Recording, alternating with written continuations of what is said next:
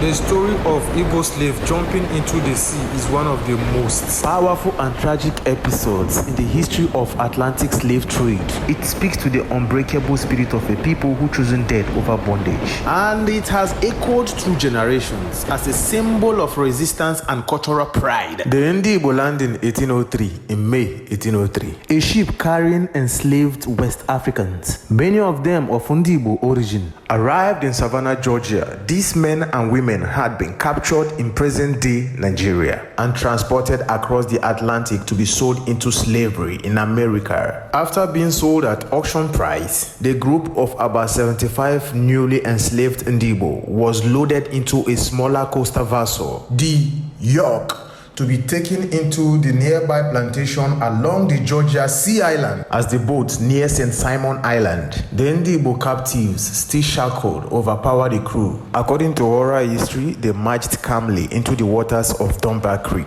singing and chanting in Ndi Igbo language. One of the phrases believed to have been heard was,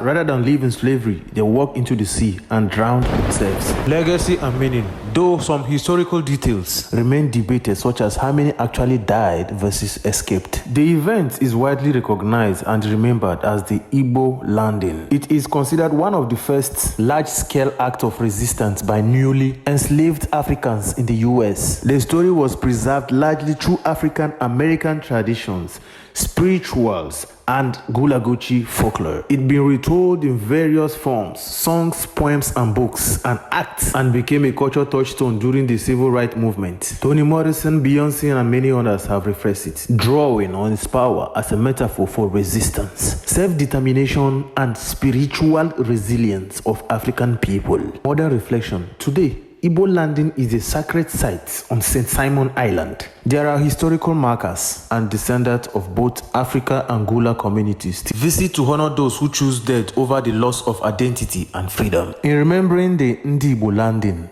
1803, we are reminded of the dignity, courage, and the enduring strength of a people who, though stolen from their homeland, refused to be broken. Symbolic importance, commemoration, and pilgrimage. Descendants of both Ndi Igbo and Gula communities visit the site to commemorate the event and honor those who choose death over slavery. Historical markers, plaques at the site commemorate the Ndi Igbo landing and its significance. Cultural significance.